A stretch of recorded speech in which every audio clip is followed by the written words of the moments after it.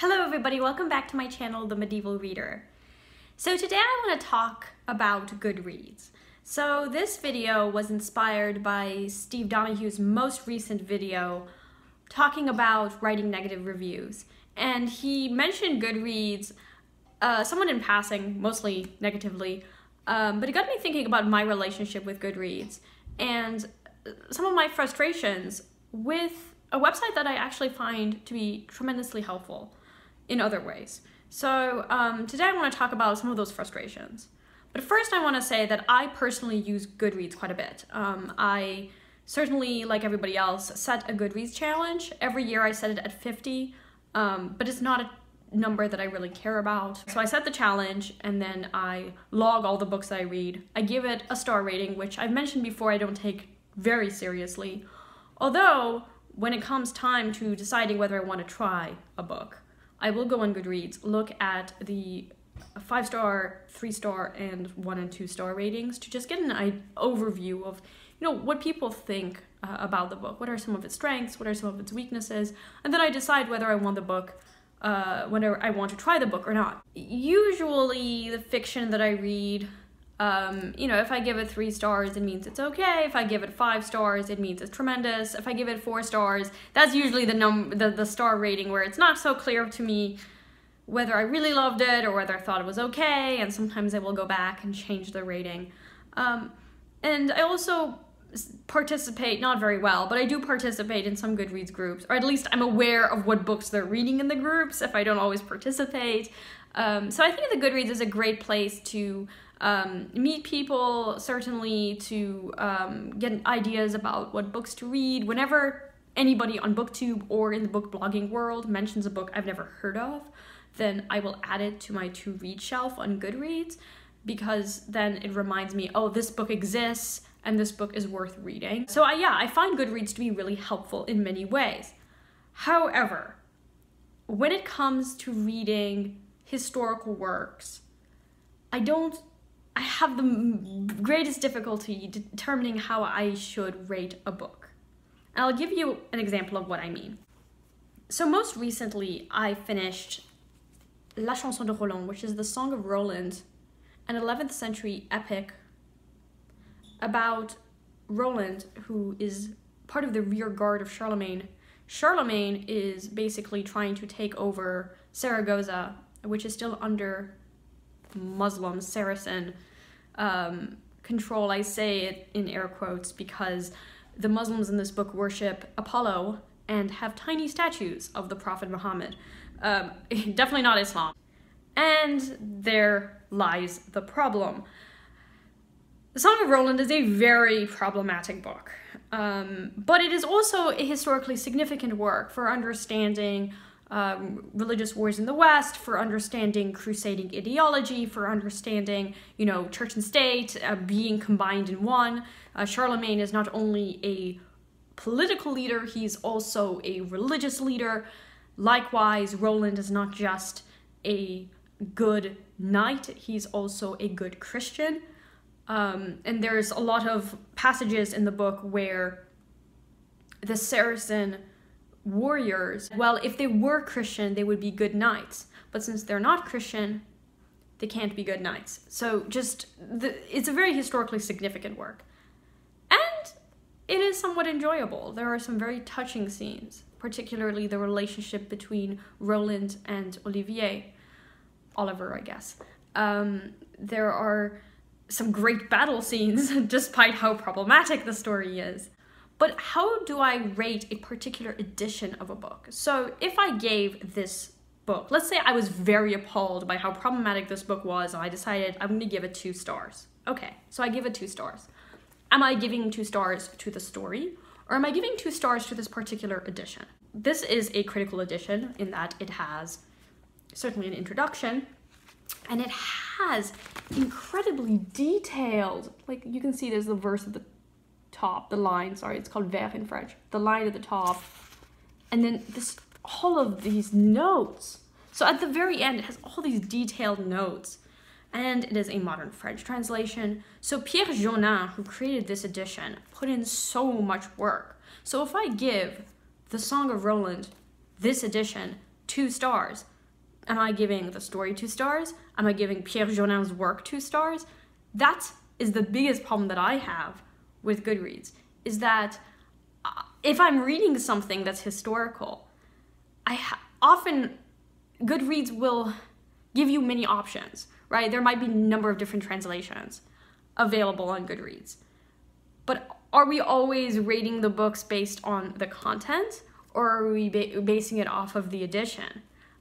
Because this could be, and I don't think this is, but there is a new edition of the Song of Roland that came out, I think end of 2016, translated by Simon Gaunt and Karen Pratt. I haven't read that one, so I can't judge it. But I would say that this is definitely a pretty good edition. I wish it had the old French in it, so I would give it 4 stars as an edition. As a story, because I enjoyed it, and yes, it had problematic elements, I mean, I'll give it 3 stars. I ultimately gave it 3 stars, but I just feel so uncomfortable giving a low rating to a good critical edition of a historical work. Especially if, in addition to the notes and the introduction, you have this person who translated the entire work, and translation is really difficult. So I feel that, you know, yes, there is an anonymous author to this poem, but Jonin put in so much work into this book that he's also the author of this book. So if I give a low rating or a high rating to this book, who am I actually rating? Whose work am I actually rating? And this is the problem that I have with Goodreads. I have to be careful. Sometimes I try to indicate, if I decide to even write anything on Goodreads, which edition I used, and try to maybe write a few words about the edition. But I don't know if everybody else does that. And I don't also know whether a book is worth reading if I see it got 2 stars. What does that mean? Did it get 2 stars because the edition was terrible, or because the work was terrible? I'm going to give you a different example. Silence is a 13th century Arthurian story about a girl who is disguised as a boy from a young age, and when she reaches puberty, she actually has a crisis over her gender identity. It is an incredibly fascinating work, especially today, where we're talking a lot about gender identity and how that works. There have been a lot of scholars working on this poem as a result. However, Sarah Rochemadi's translation is not good. So the old French is on the left and the English is on the right. But unfortunately, this is the only translation we have, either into English or into, you know, modern French. Like, we don't have any, I don't think there is any modern French translation. So this is the translation that we have. It's not a good translation. If you read the peer reviews on this book, it's unanimous that there's a lot of problems in the translation, partially because the author is aware of the gender identity questions in the story and tries to fit the story into gender theory in women's studies, and as a result does stuff with the pronouns that aren't necessarily in the original text. Also, just her use of words sometimes are incredibly anachronistic. It's not a good translation, but this story is super duper interesting, okay? I loved Silence. I would say as a story, I wouldn't give it 5 stars, but maybe 4 stars. But as an edition, it's not good. I mean, maybe 2 stars as a translation, unfortunately. But if you want to read Silence, this is the one you're gonna have to read, and you'll still get a lot out of it. But it isn't the best translation, and unfortunately this is the one we have. So here you have the Song of Roland, which as a story, you know, it's not even always the most engaging. There's a lot of repetitive scenes of battles. On top of that, you have this really messed up representation of Islam. And just all this, you know, crusading ideology of, you know, convert or be killed. But this is a good edition. And then you have this edition, which is in some ways quite a progressive story, but translator Sarah Rochemadi, not good.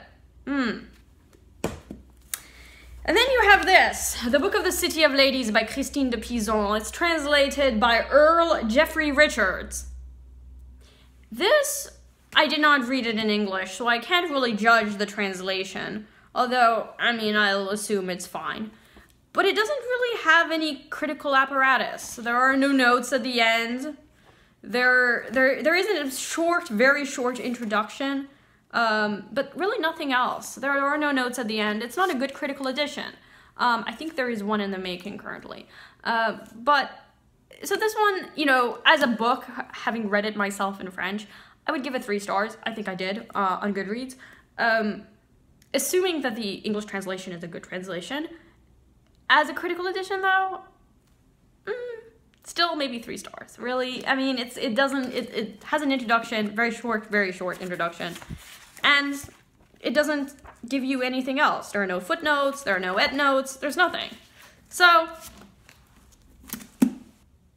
how do I rate this? Okay? So there's my problem, is that, you know, how do we rate historical works?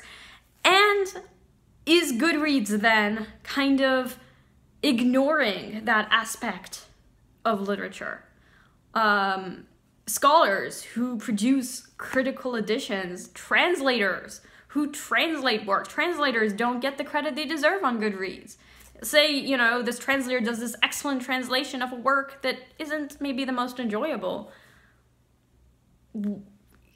Where does the star rating go to? Does it go to the original author? Does it go to the translator and the author? Does it only go to the translator? Usually not. Usually we just ignore the translator.